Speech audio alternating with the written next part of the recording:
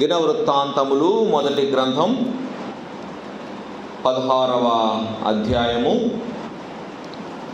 23 నుండి 29 వరకు చదువుకున్నాం.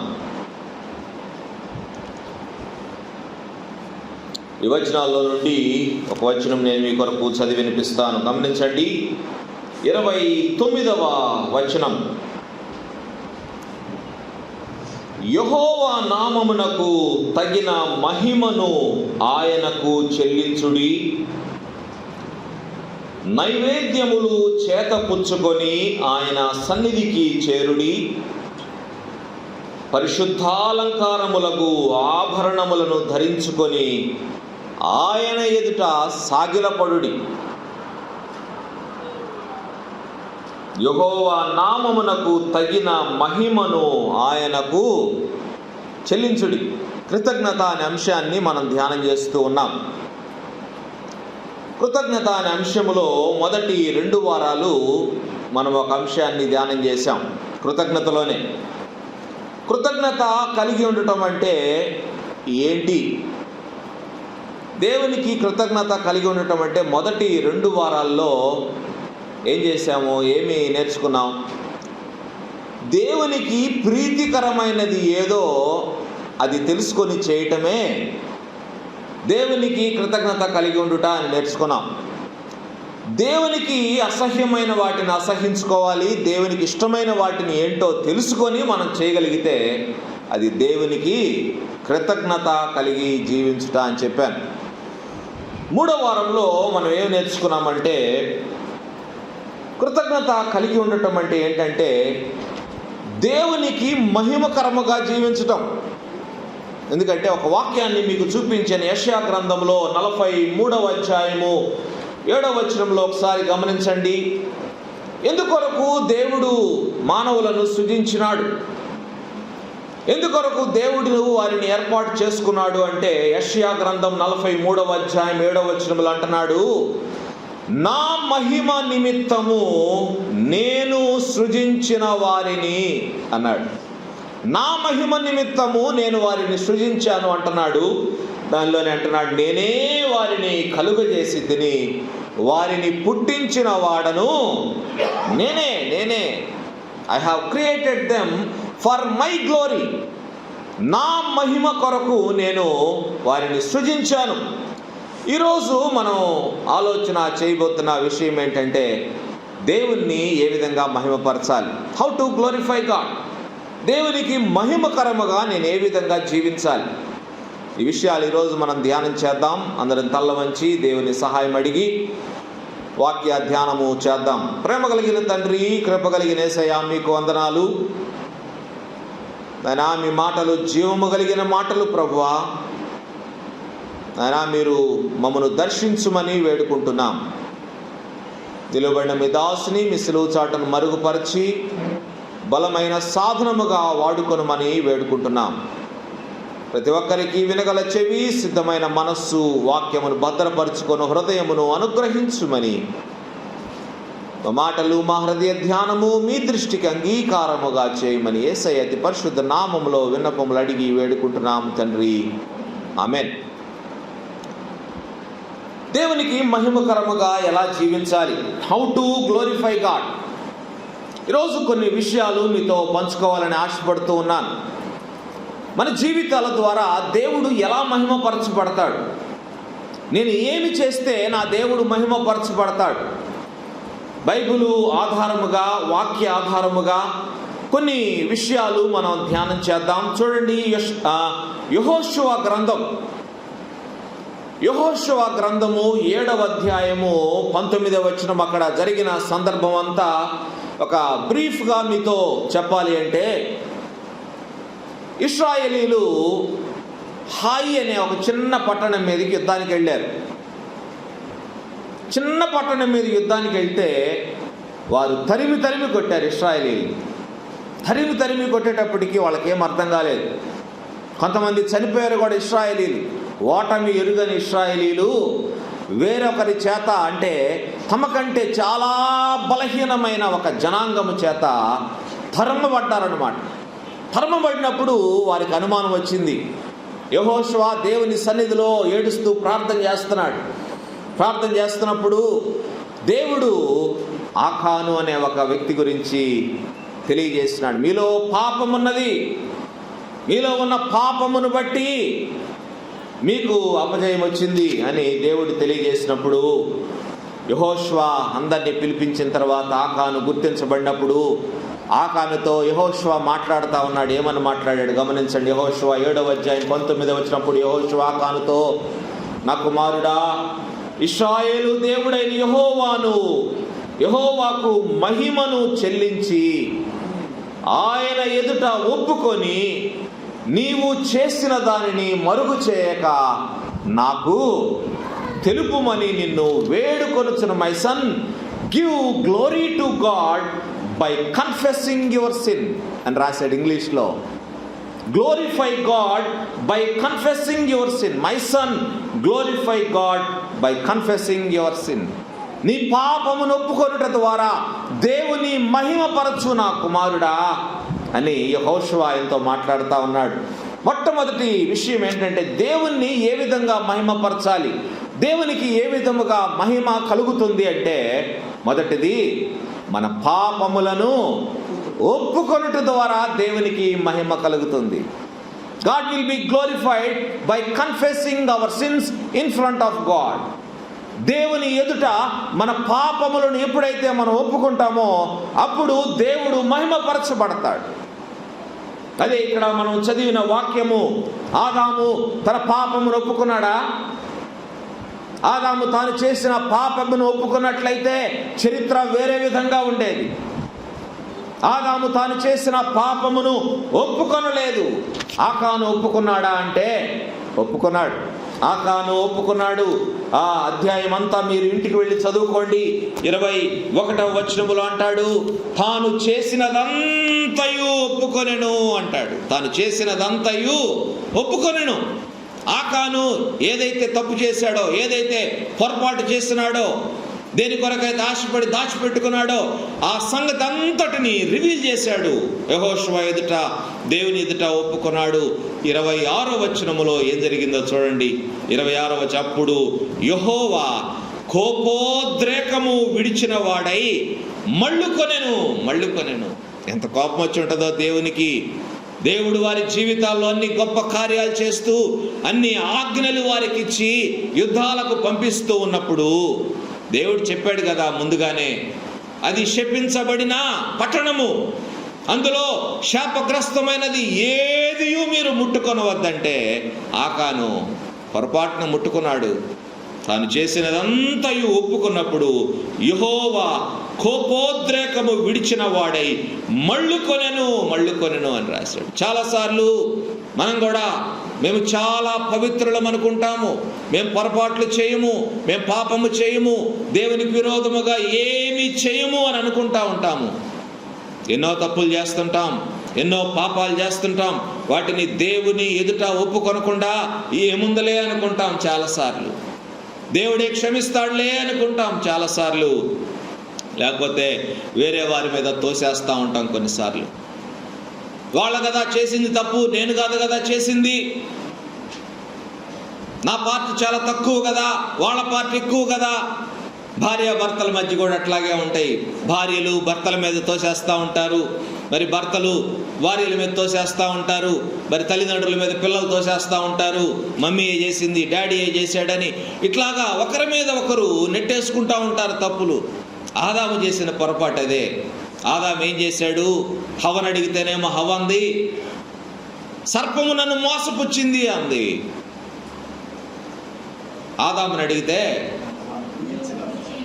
నువ్వు ఇచ్చిన ఈ స్త్రీయే నన్ను ఈ తినమని చెప్పిందయ్యా అని నీదే తప్పు అన్నట్టుగా దేవుని మీదే తోసేసాడు.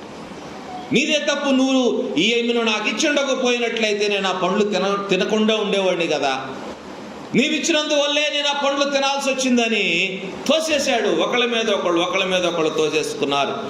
దేవుని మీద తోసేశాడు ఆదాము. అలాగే మనలో చాలా మంది ఇతరుల మీద తోసేసేవారు ఉంటారు. పాపాలను కప్పుకునేవారు చాలా మంది మనలో ఉంటారు. తప్పు ఒప్పుకున్నప్పుడు దేవుడు మహిమ పరచబడతాడు అని మీకు జ్ఞాపకం చేస్తా ఉన్నాను. తప్పు ఒప్పుకున్నప్పుడు చూడండి, కీర్తనాకారుడు 32వ సంకీర్తనలో 5వ వచనంలో ఒక అద్భుతమైన మాట వ్రాసినాడు. గమనించండి.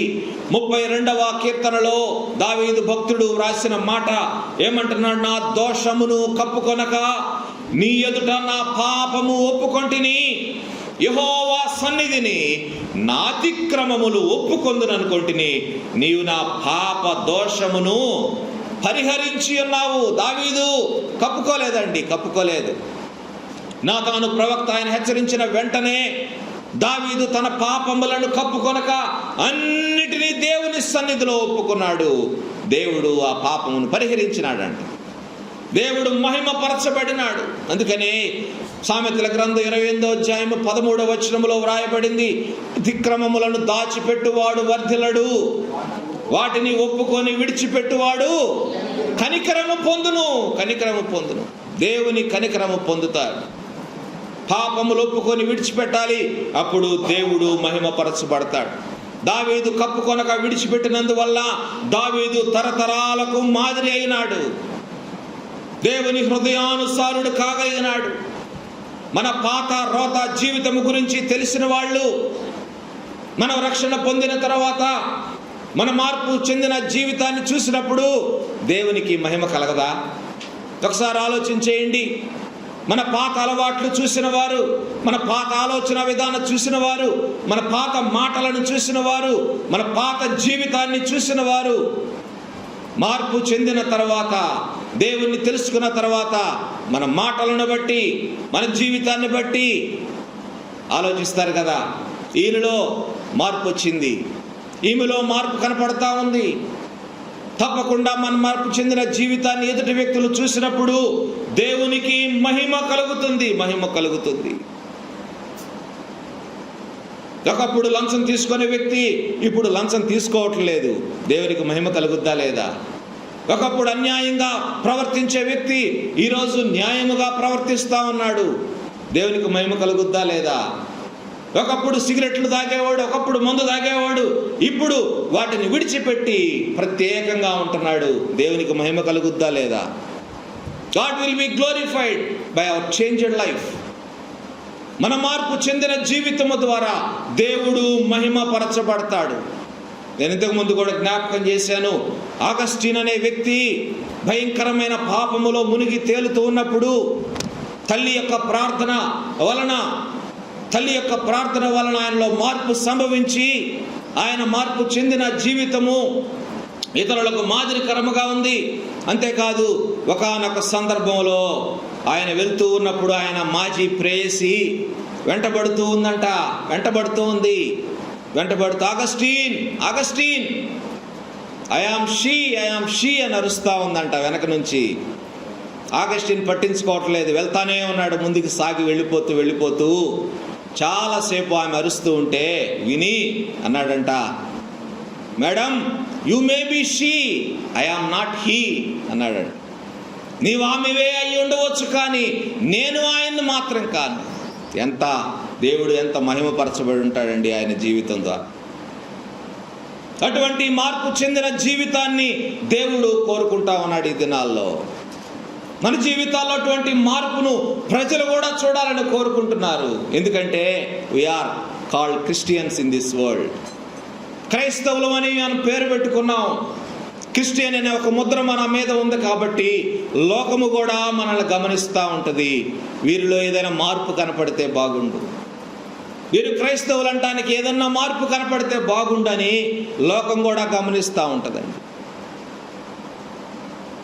మన జీవితాల్లో మార్పు రావాలి. నీ జీవితంలో ఇంకా ఏదైనా ఒప్పుకొనని కప్పుకుంటున్న పాపము ఈరోజు ఉన్నట్లయితే ఈ క్షణమే దాన్ని ఒప్పుకొని విడిచిపెట్టడానికి ప్రయత్నం చేయి.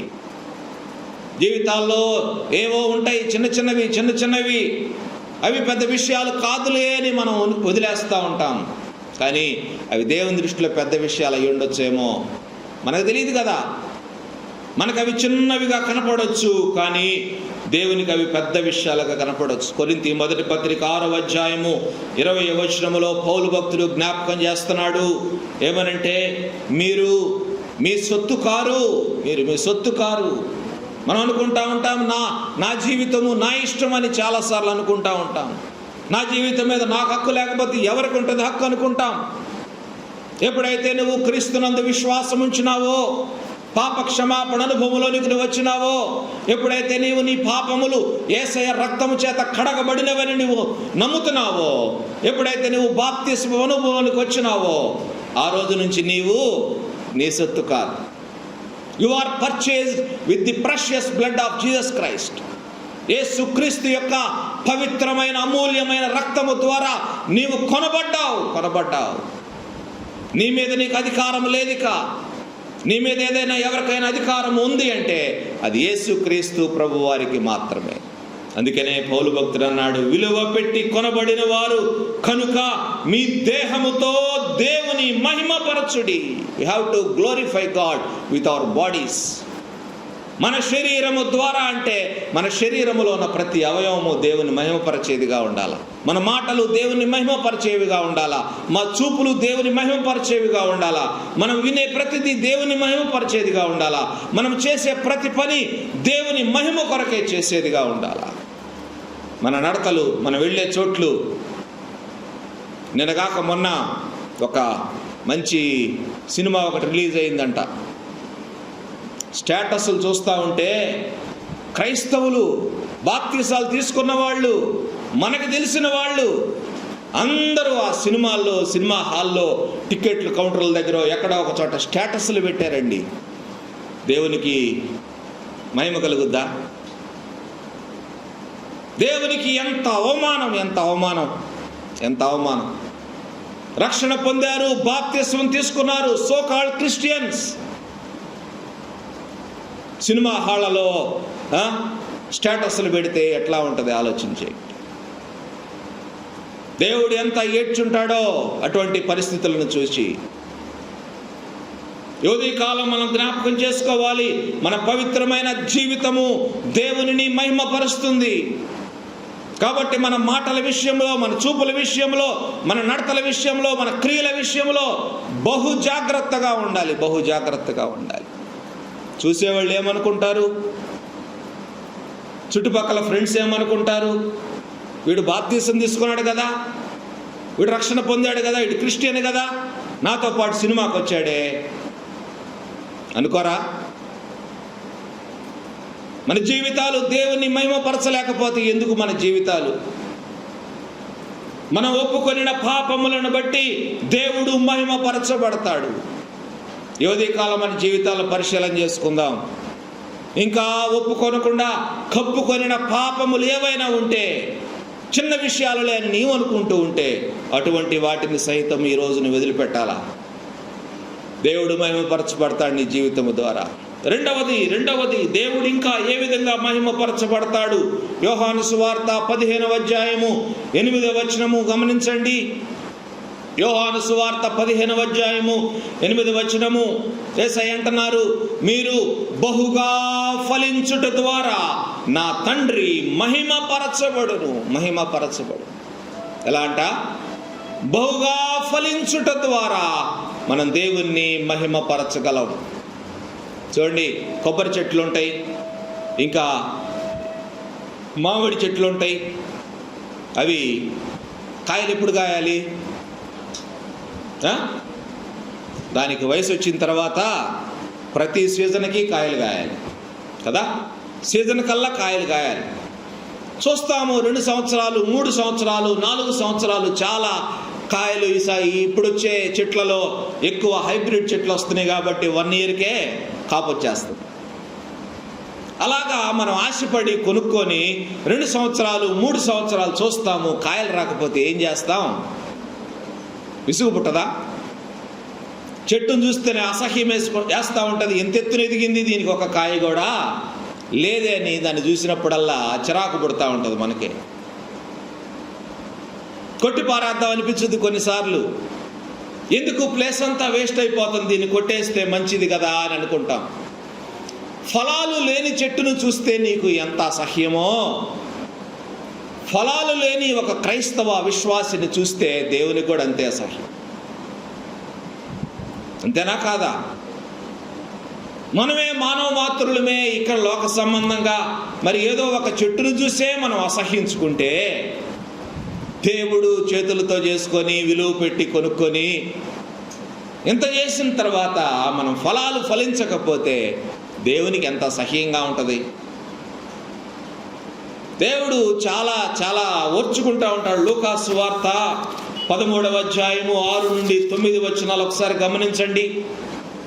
లూకా సువార్త 13వ అధ్యాయం 6 నుండి 9 వచనాల్లో ఎక్కడొక చక్కని మాటలు వ్రాయబడిన ద్రాక్ష తోటలో ఒక అంజూరపు చెట్టు నాటబడి ఉందంట. ఎన్ని సంవత్సరాలు వెయిట్ చేశాడు ఆయన? ఎన్ని సంవత్సరాలు? 3 సంవత్సరాలు వెయిట్ చేసినాడంట అంజూరపు చెట్టు కోసం.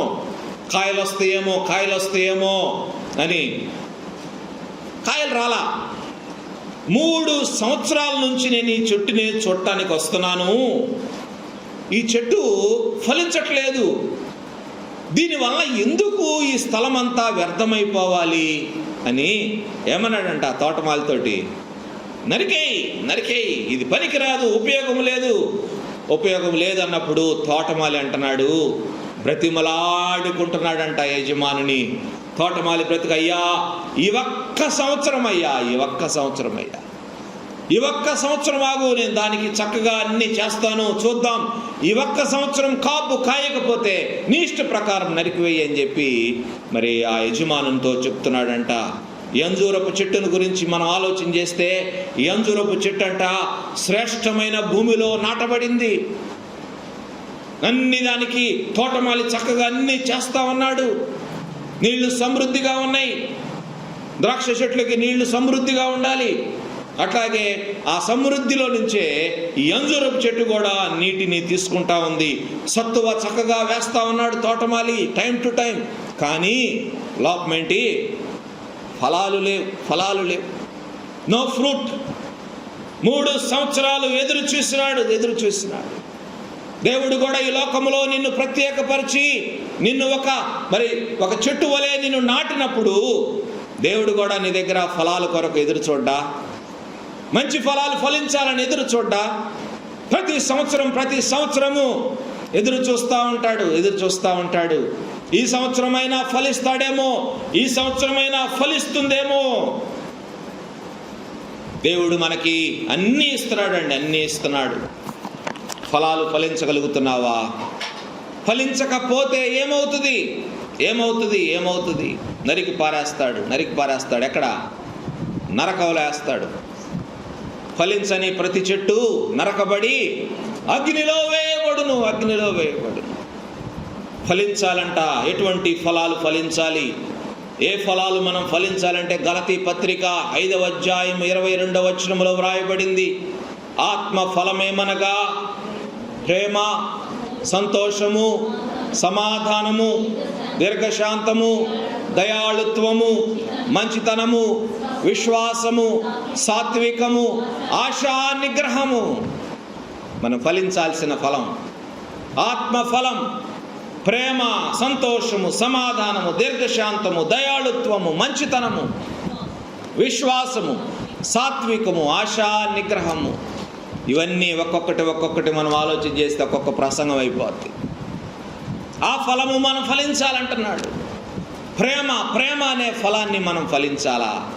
ప్రేమను మనం కలిగి ఉంటే మిగిలినవన్నీ కలిగి ఉండొచ్చు. ప్రేమ లేని చోట సంతోషం కూడా ఉండదు కదా. ఒక్కొక్కదాన్ని ప్రేమకు లింక్ చేసుకొని మీరు చదువుకోండి ఆ వచనాన్ని. ఏమేమి ఫలాలు మనం ఫలించాలో అర్థమవుతుంది మీకు. ఆత్మఫలము ఫలించాలి. ఇంకా ఏమి ఫలించాలంటే మత్తయి సువార్త 5వ అధ్యాయము 16వ వచనం గమనించండి.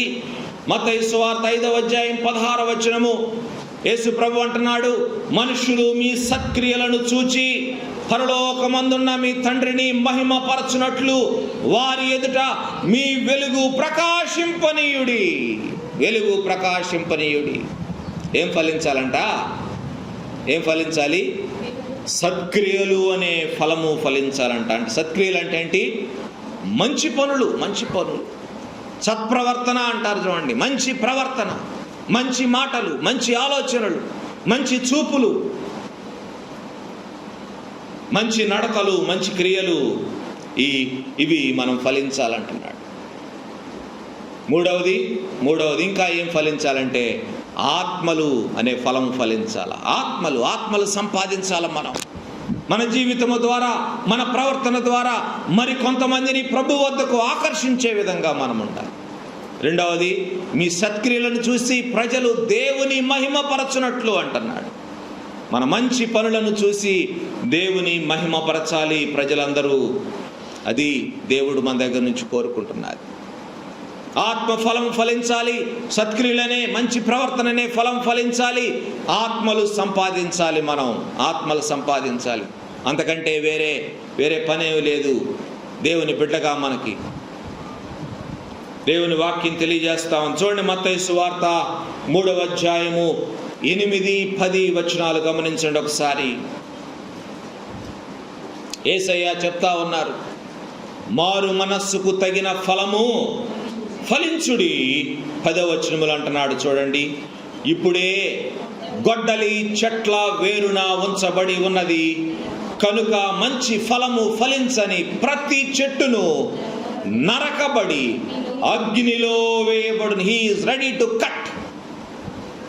ఆయన సిద్ధంగా ఉన్నాడు కట్ చేసేయటానికి, నరికి పారవేయటానికి సిద్ధంగా ఉన్నాడు. ఎందుకంటే ఆయన వెయిట్ చేస్తున్నాడు, వేచి చూస్తున్నాడు. ఫలము లేనప్పుడు ఏం చేస్తాడు? నరికి అగ్నిలో పారవేస్తాడంట. ఈ సంవత్సరం కూడా అయ్యా, ఈ ఒక్క సంవత్సరం ఆగయ్యా, ఈ ఒక్క సంవత్సరం ఆగయ్యా అని ఈ తోటమాలి యేసుక్రీస్తు ప్రభువారా తండ్రిని బ్రతిమాలుకున్నందువల్ల నిన్ను నన్ను దేవుడు ఉంచాడేమో ఒకసారి జ్ఞాపకం చేసుకుందాం. ఈ ఒక్క సంవత్సరం ఆగయ్యా అని బ్రతిమాలుకుంటే మనం ఈరోజు ఉన్నామేమో ఒకసారి మన జీవితాలను పరిశీలించుకుందాం. దేవుడు మన జీవితాల్లో మనకు అవకాశం ఇస్తున్నాడు. ఫలిస్తావా ఈ సంవత్సరమైనా?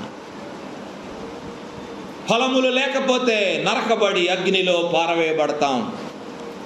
ఒకవేళ ఇదే ఆఖరి సంవత్సరమేమో నీ జీవితంలో బ్రతిమలాడి యేసయ్య విసిగిపోతున్నాడేమో నీ గురించి.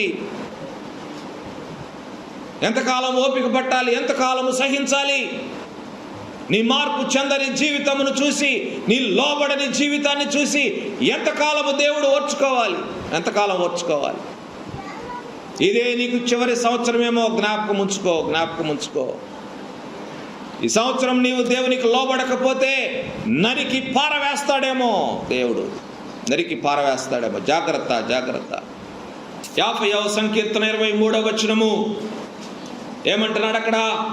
స్తుతి యాగము అర్పించువాడు నన్ను మహిమపరచుచున్నాడు. స్తుతి యాగము అర్పించువాడు. దేవునికి స్తుతి అర్పించుట ద్వారా దేవుని మహిమపరచగలం. Praise glorifies God. Our praise glorifies God. యెహోవాను స్తుతించుట మంచిది. అందుకనే దేవుని వాక్యం తెలియజేస్తాం. ఇంకా స్తుతి చేయుట యథార్థవంతులకు శోభస్కరము అని రాస్తా ఉంది. జీవితంలో విజయాలను సాధించినప్పుడు ఆ విజయానికి కారణమైన దేవుణ్ణి మనం స్తుతించగలగాలి. దేవునికి చెందవలసిన మహిమను, ఘనతను మనం ఎన్నడూ దొంగిలించకూడదు. దేవుడు మన జీవితాల్లో ప్రతి క్షణము దేవుడు మనకి అన్ని విషయాల్లో సహాయం చేస్తూ, దేవుడు మనకి విజయాన్ని అనుగ్రహిస్తూ, మన పోరాటాల్లో మనకు సహాయం చేస్తూ, మన యొక్క దైనందిన జీవితంలో మనకు అన్ని విషయాల్లో మనకు తోడ్పాటును అందిస్తూ, మన ప్రయాణాల్లో మనకు తోడుగా ఉంటూ, మనకు చేస్తున్న ప్రతి మేలును బట్టి దేవుణ్ణి మనం స్తుతించగలగాలి. దేవుడు లేకపోతే మన జీవితాన్ని ఊహించుకోగలమా? దేవుని కాపుదల, భద్రత లేకుండా మన జీవితాన్ని క్షణమైన ఊహించుకోగలమా? ఈ లోకములో ప్రత్యక్షంగా పరోక్షముగా మనము ఏది పొందుతున్నా దాని వెనుక దేవుడు ఉన్నాడని మీకు జ్ఞాపకం చేస్తూ ఉన్నాను. మనం చేసే ప్రతి పని వెనుక దేవుని సహాయం మనకు ఉందని మీకు జ్ఞాపకం చేస్తూ ఉన్నాను. మన ప్రతి నడకలో, ప్రతి ప్రయాణములో దేవుని దూతలు మనకు తోడుగా ఉన్నారు అని మీకు జ్ఞాపకం చేస్తున్నాను. ఈ జీవన ప్రయాణములో ఎన్నో మలుపులు, ఎన్నో ఒడిదుడుకులు, ఎన్నో సమస్యలు, ఎన్నో శోధనలు, వీటన్నిటినీ జయించి మనం నిలబడగలుగుతున్నామంటే దేవుని సహాయం అండి. దేవుని సహాయం. మానవ మాత్రులంగా మనకు ఆ శక్తి లేదు. ఎంతోమంది బలహీనులై ఆత్మహత్యలు చేసుకుంటున్నారు. ఎందుకు? గెలవలేకే కదా. గెలవలేక, పోరాడలేక, శక్తి లేక, ధైర్యం లేక. నీవు నేను బ్రతికున్నామంటే దేవుని సహాయమే, దేవుని సహాయమే. దేవుడు మనకి పోరాటంలో విజయాన్ని ఇస్తున్నారు. దేవుడు మనకు ధైర్యాన్ని ఇస్తున్నారు. దేవుడు మనల్ని ఆదరిస్తున్నారు. అందుని బట్టే మనం ఈ రోజున స్థిరంగా నిలబడగలుగుతున్నాం, పడిపోకుండా జారిపోకుండా ఉండగలుగుతున్నాం. దేవుని ప్రతి విషయంలో దేవుణ్ణి స్తుతించగలగాలి. యోధి కాలము నువ్వు చెప్పగలవా, ప్రభువా ఈరోజు నేనున్న ఈ స్థితికి కారణము నీవే ప్రభువా అని చెప్పగలవా? ప్రభువా, పౌలు భక్తుడు అంటాడు, నేనేమై ఉన్నానో అది కేవలము దేవుని కృప వలనే అయి ఉన్నానంటాడు. నీవు చెప్పగలవా, ప్రభువా ఈరోజు నా ఈ స్థితికి కారణము నీవే ప్రభువా? దేవునికి స్తుతి చెల్లించట ద్వారా దేవుణ్ణి మనం మహిమపరచగలం. ఒకవేళ దేవునికి చెందవలసిన మహిమను మనము దొంగిలిస్తే ఏమవుద్దో తెలుసా? ఏదో అంతా నేనే చేశాను, నా గొప్పతనం వల్లే నేను ఈ లోకంలో ముందుకు వెళ్ళగలుగుతున్నాను, నా గొప్పతనం వల్లే దీన్ని సాధించగలిగాను, నా గొప్పతనం వల్లే, నా జ్ఞానం వల్లే నేను ఇదన్నీ చేయగలుగుతున్నానని నీవు ఒకవేళ అనుకుంటూ దేవుని మహిమను నీవు దొంగిలిస్తూ ఉంటే ఏమవుద్దో తెలుసా? చూడండి, బైబిలే మనకు ఆధారం. అపోస్తుల కార్యముల గ్రంథం 12వ అధ్యాయము 21 నుంచి 23 వచనాల్లో ఒక అద్భుతమైన వ్యక్తి మనకు కనపడుతున్నాడు. హేరోదు అంట.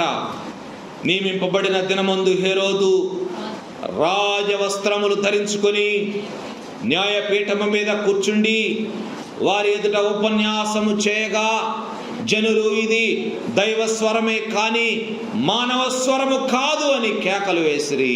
అతడు దేవుని మహిమ పరచనందున వెంటనే ప్రభువు దూత అతని మొత్తెను కనుక పురుగులు పడి ప్రాణము విడిచెను. దేవుని మహిమను దొంగిలిస్తే ఏమైంది? Spot dead. ఎక్కడ నిలబడ్డాడు అక్కడే చచ్చిపోయినాడు. ప్రియమైన విశ్వాసులారా, మోసపోవద్దు. చాలాసార్లు నీ చుట్టూ ఉన్న వాళ్ళు నిన్ను పైకెత్తేస్తూ ఉంటారు. నీవు టాప్ అంటారు, నువ్వు గొప్ప అంటారు, నువ్వు అదంటారు, ఇదంటారు, బాగా ఉబ్బిస్తూ ఉంటారు. రకరకాల మాటలు చెప్పి ఉబ్బిస్తూ ఉంటారు. జాగ్రత్త, ఉబ్బిపోవద్దు. నీ విజయానికి కారణము ప్రభువు. ఈ లోకములో నువ్వేమి చేయగలుగుతున్నావు అన్నా, ఏమి సాధించగలుగుతున్నావు అన్నా, దాని వెనుక ప్రభు ఉన్నారు. నీ స్థితికి కారణం ప్రభు, నీ విజయానికి కారణం ప్రభు. దేవుని మహిమను దొంగిలించవద్దు. దేవుని స్తుతించుట, దేవుని మహిమపరచుట. ప్రైజ్ అండ్ వర్షిప్ టైంలో చాలామంది మౌనంగా ఉంటున్నారు. ఎందుకో మరి తెలియదు, నోరులు పెగలట్లేదు, దేవుని స్తుతించలేకపోతున్నారు. ఎందుకో మరి. ప్రైజ్ అండ్ వర్షిప్ అంటే స్తుతి ఆరాధన సమయం, దేవుణ్ణి మహిమపరిచే సమయం. స్తుతి చెల్లించుట అంటే దేవుని మహిమపరచుటని మనం నేర్చుకుంటున్నాం. నీకు ఎన్నో మేలులు చేస్తున్నాను, నీ దేవుని నువ్వు స్తుతించలేవా? నీ జీవితంలో ప్రతి క్షణము నీకు తోడుగా ఉండి నీకు సహాయం చేస్తున్న దేవుని స్తుతించలేకపోతే, మహిమపరచలేకపోతే ఎందుకు నీ బ్రతుకు? దేవుడే కదా మనల్ని ఈ స్థితిలో ఉంచింది. భక్తుడు అంటాడు, మన్ను నిన్ను స్తుతించునా అంటాడు. మన్ను స్తుతించుద్దా దేవుణ్ణి? మన్ను స్తుతించుద్దా? ఇప్పుడు మనకేదో ప్రాణం ఉంది కాబట్టి మనం మనుషులమని పిలువబడుతున్నాం. కానీ ఒకసారి ప్రాణం పోతే ఏమని పిలుస్తారు? మనల్ని ఏమని పిలుస్తారు? మన్ను అని పిలుస్తారు మనల్ని. ఎందుకంటే మనం భూమిలో కలిసిపోతాం, మట్టిలో కలిసిపోతాం. మన్నైనది వెనుకటి వలనే తిరిగి మంటికి చేరును. మన్నైపోతాం. కొంతకాలం తర్వాత చూస్తే మన అందమైన శరీరం ఉండదు. మన్నైపోతాం, మట్టిలో కలిసిపోతాం. మన్నైపోయి దేవుని స్తుతించలేమండి. దేవుడు మంచి జీవాన్ని ఇచ్చాడు, మనకి ఆరోగ్యం ఇచ్చాడు, మనకి మంచి స్వరాన్ని ఇచ్చాడు, మంచి ఆత్మనిచ్చాడు. దేవుని స్తుతించలేవా? Praise God. Praise and worship టైంలో మౌనంగా ఉండొద్దు. జీవం కలిగి నీవు స్తుతించలేకపోతే నువ్వు మంటితో సమానమని జ్ఞాపకం చేస్తున్నారు. దేవుని ఇంకా ఏ విధంగా మహిమపరచగలము? లూకాసు సువార్త 17వ అధ్యాయము 15-16 వచనాలు. ఈరోజు రాజశేఖర్ గారు కూడా దీన్ని జ్ఞాపకం చేశారు. కుష్టు వ్యాధిగ్రస్తులు యేసయ్య వారిని యాజకుని కనపరుచుకోమని పంపించినాడు. వారు వెళ్ళుచుండగా వారు శుద్ధులైరి. వాళ్ళు వెళ్తూ ఉన్నప్పుడు మార్గ మధ్యములోనే వారు శుద్ధులయ్యారంట. వారికి ఉన్న రోగము వారిని విడిచిపెట్టినప్పుడు 15-16 వచనాల్లో చూడండి. వారిలో ఒకడు తనకు స్వస్థత కలుగుట చూచి గొప్ప శబ్దముతో దేవుని మహిమపరచుచు తిరిగి వచ్చి ఆయనకు కృతజ్ఞతాస్తుతులు చెల్లించుచు ఆయన పాదముల యొద్ద సాగిలపడెను. 17వ వచనంలో యేసయ్య అంటున్నారు, యేసయ్య 10 మంది శుద్ధులైరి కారా? ఆ 9 ఎక్కడ? ఈ అన్యుడు తప్ప దేవుని మహిమపరచుటకు తిరిగి వచ్చిన వాడెవడునూ అగపడలేదా అంటున్నాడు. 4వ విషయం ఏంటంటే కృతజ్ఞత చెల్లించుట ద్వారా దేవునిని మహిమపరచగలము. కృతజ్ఞత చెల్లించుట ద్వారా, by giving thanks to God we can glorify God. By giving thanks to God. ఈ మాసం మన థీమ్ ఇదే, కృతజ్ఞత చెల్లించుట, కృతజ్ఞత కలిగి ఉండుట, దేవునికి కృతజ్ఞత కలిగి జీవించుట ద్వారా దేవుణ్ణి మహిమపరచగలం. కృతజ్ఞత స్తుతులు చెల్లించుట ద్వారా, కృతజ్ఞత అర్పణలు అర్పించుట ద్వారా దేవునిని మనం మహిమపరచగలము. చూడండి 100వ కీర్తన 4వ వచనము. భక్తుడు అంటున్నాడు, కృతజ్ఞతార్పణలు చెల్లించుచు ఆయన గుమ్మములలో ప్రవేశించుడి. కృతజ్ఞతతో కూడిన అర్పణలు దేవునికి మనం ఇవ్వాలి. When we give our best to God, God will give His best to us. దేవునికి మనము ఎంత మంచివి శ్రేష్టమైనవి దేవునికి అర్పిస్తామో, దేవుడు కూడా తన శ్రేష్టమైన నిధిలో నుంచి శ్రేష్టమైన వాటిని తన బిడ్డలమైన మనకు దేవుడు తప్పక అనుగ్రహిస్తారు. కృతజ్ఞతార్పణలు అర్పించుట ద్వారా, కృతజ్ఞతతో కూడిన అర్పణలు దేవునికి మనం ఇవ్వాలి అంటున్నాడు. 116వ సంకీర్తన ఈరోజు మనం చదివినాం. 12వ వచనం గమనించండి. అందులో భక్తుడు అంటున్నాడు, యెహోవా నాకు చేసిన ఉపకారములన్నిటికీ నేను ఆయనకి ఏమి చెల్లించేదను.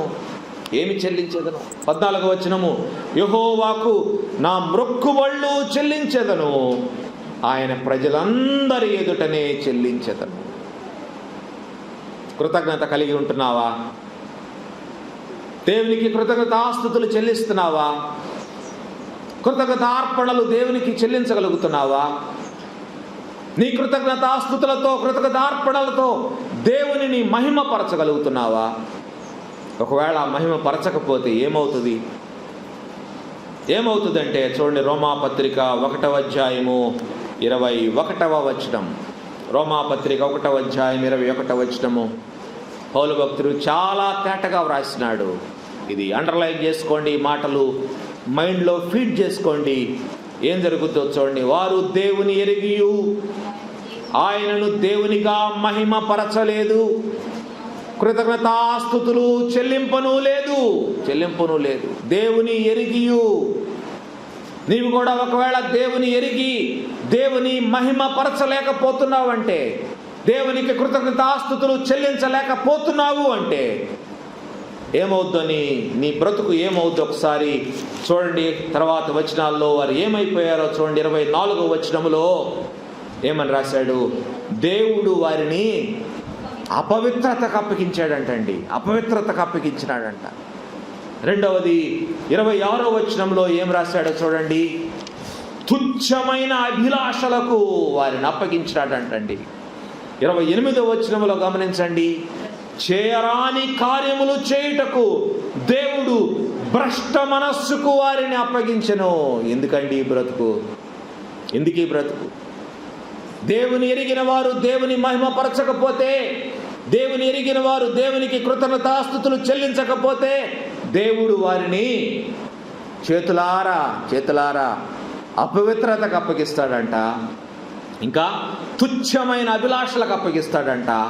భ్రష్ట మనస్సుకు అప్పగిస్తాడంట. ఆ భ్రష్ట మనస్సు ఏం చేస్తుంది? చేరాని కార్యములు చేస్తుందంట. ఒక విశ్వాసి ఏ కార్యములైతే చేయకూడదో ఆ కార్యములు చేయుటకు ఆ భ్రష్ట మనస్సు వారిని ప్రేరేపించుద్ది. అపవిత్రమైన కార్యములు చేయడానికి వారిని ప్రేరేపించుద్ది ఆ భ్రష్ట మనస్సు. Be careful, be careful. We have to glorify God with our life. దేవుణ్ణి మహిమపరచాలి, దేవుణ్ణి మహిమపరచాలి. 4 విషయాలు మీకు జ్ఞాపకం చేశాను. దేవుణ్ణి ఏ విధంగా మహిమపరచాలి? నంబర్ వన్ ఏంటి? నా పాపములు నేను దేవుని ఎదుట ఒప్పుకొనుట ద్వారా దేవునిని నేను మహిమపరచగలను. రెండవది, నేను బహుగా ఫలించుట ద్వారా. ఏ ఫలాలు ఫలించాలి? ఆత్మఫలం ఫలించాలి, మంచి కార్యములనే ఫలం ఫలించాలి. అంతేకాదు ఆత్మఫలము ఫలించాలి. ఆత్మఫలం అంటే ఆత్మలు సంపాదించాలి, ఆత్మలు సంపాదించాలి. మూడవది, దేవుని స్తుతించుట ద్వారా, దేవునికి స్తుతులు అర్పించుట ద్వారా దేవునిని మహిమపరచగలం. నాలుగవది, దేవునికి కృతజ్ఞత కలిగి జీవించుట ద్వారా, దేవునికి కృతజ్ఞతాస్తుతులు చెల్లించుట ద్వారా దేవుని మహిమపరచగలం. Let us think today. Let us examine ourselves today. ఈరోజు మన జీవితాలను మనం పరిశీలన చేసుకుందాం. ఈ 4 విషయాల్లో మనము ఎక్కడ పడిపోతున్నాం, ఎక్కడ జారిపోతున్నాం, ఎక్కడ లోపం ఉందో ఈ ఉదయకాలం మనం రిపేర్ చేసుకోవాలి. Mend our problems. మన జీవితంలో మన లోటుపాట్లను సరిచేయగలిగిన దేవుడు ఆయన, సరిచేయగలిగిన దేవుడు.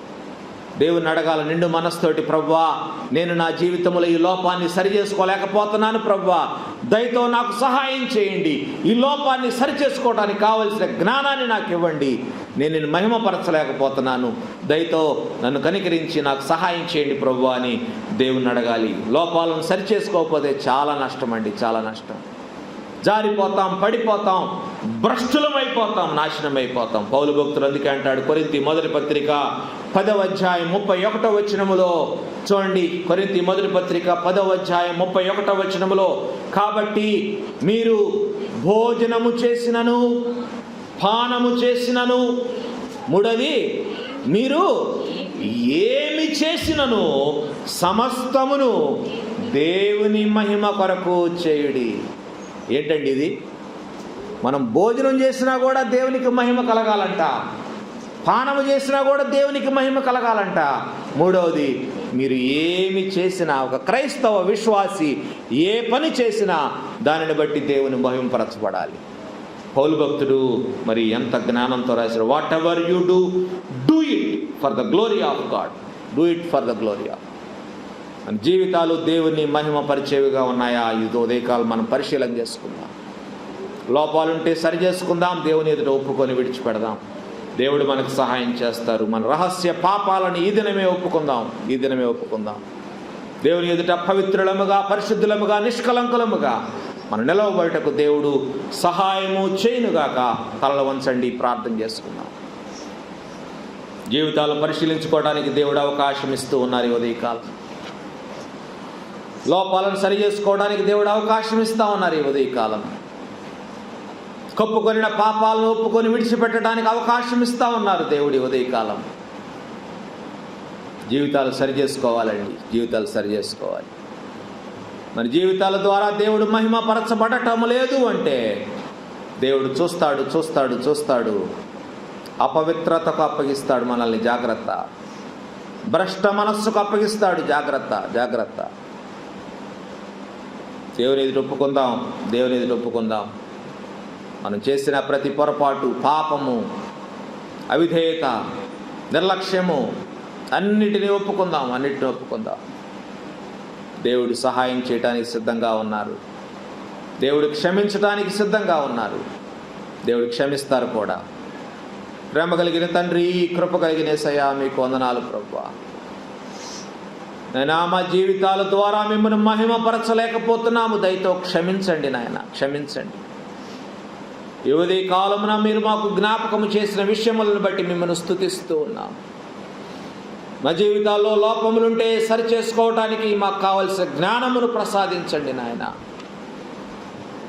పౌలు భక్తుడు అంటున్నాడు, మీరు భోజనము చేసినను పానము చేసినను, మీరు ఏమి చేసినను సమస్తమును దేవుని మహిమ కొరకే చేయండి అంటున్నాడు. అయ్యా, మా జీవితాల్లో ఎన్నో పొరపాట్లు ఉన్నాయి ప్రభువా.